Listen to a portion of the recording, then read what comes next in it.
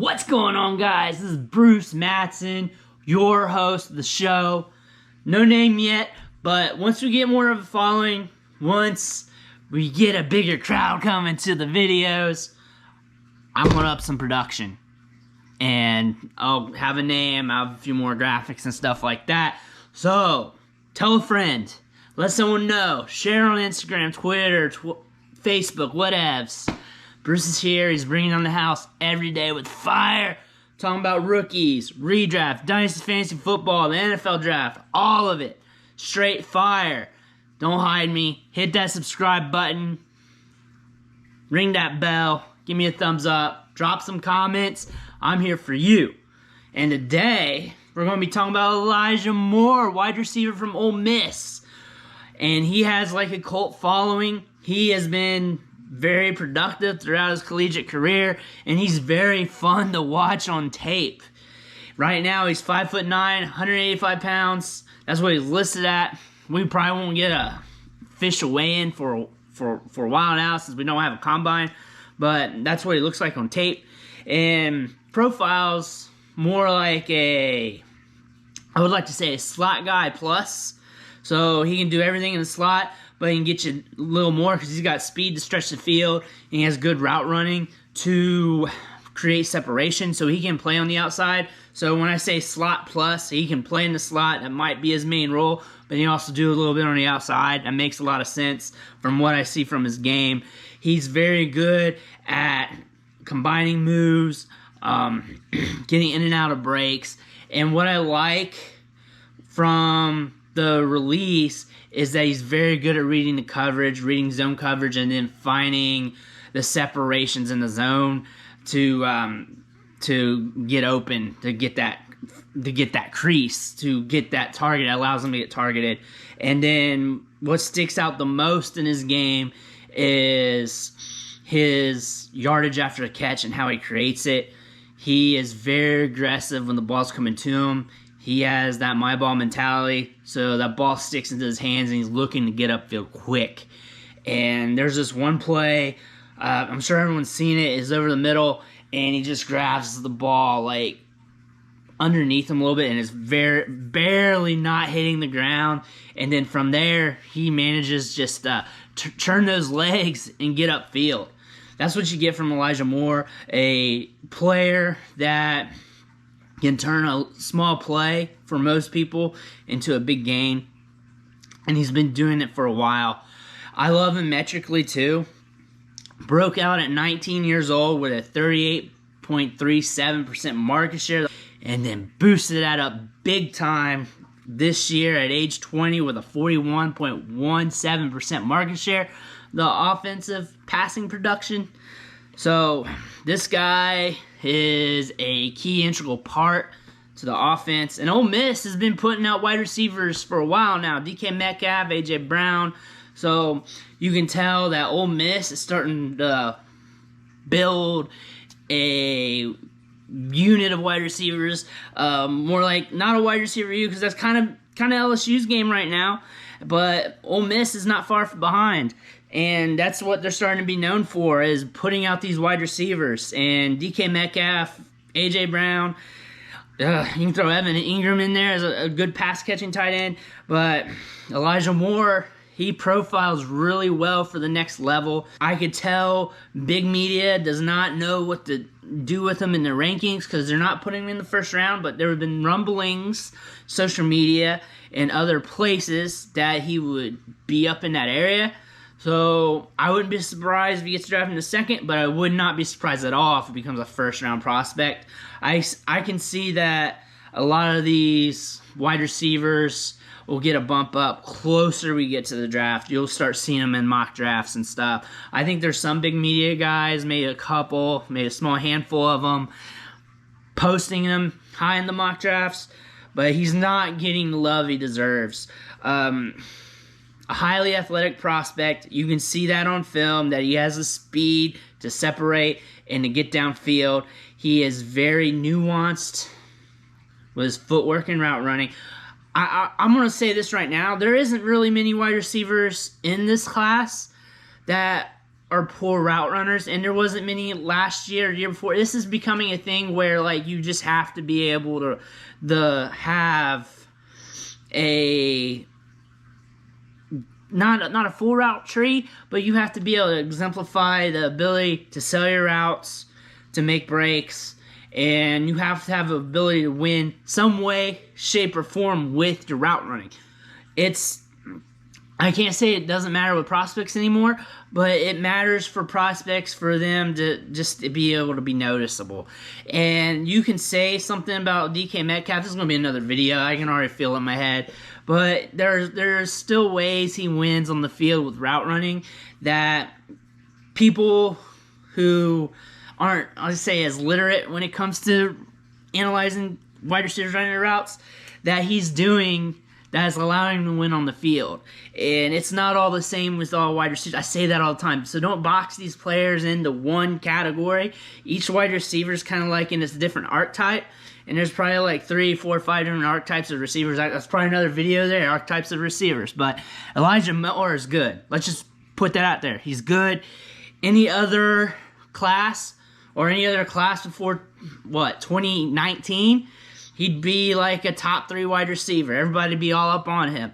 He was second in the NCAA in receiving yards this year, catching 86 balls, 1,193 yards, behind Devonta Smith. If he was playing for a team like Alabama, he'd be more noticeable. Everybody would know who he is. But unless you're in the grind, studying these players all year round, you're probably just now catching up to Elijah Moore. But you're going to hear a lot about him between now and draft day. I guarantee you that. He's a good player. A lot of people like him. And I encourage you to check the film on him. There's just a lot to like here. He is the player I'm looking to draft if I can't get Rondale Moore or Rashad Bateman. And I think it'd be a travesty if he falls to the second round of rookie drafts, but I kind of feel like it might happen that way unless he gets the draft capital, which I'm cool with. I feel like this year is a good year to move up to the upper part of the second round in rookie drafts. That way you can get those gems that fall to that early part of the second round. Those first couple of picks in that second round is going to be a gold mine in rookie drafts. I'll tell you that much right there. And Elijah Moore is going to be one of those picks that are just going to fall. Maybe. He may get a boost up with the consensus, but seeing ranks and drafts, I think he's still being slept on. I think he's going to get moved, hopefully, get moved up here in the next couple weeks, months, whatever. But Elijah Moore should not be treated as just a guy. He is a serious prospect who could break out the next level, or at least be a steady, like, wide receiver 2, wide receiver 3 throughout his career. I'm talking like 5, 6, 7, 8 years, which has some value. And he also has the upside to go along with that. He has the yards after the catch. He can get you plenty of yak when he gets the ball in open space.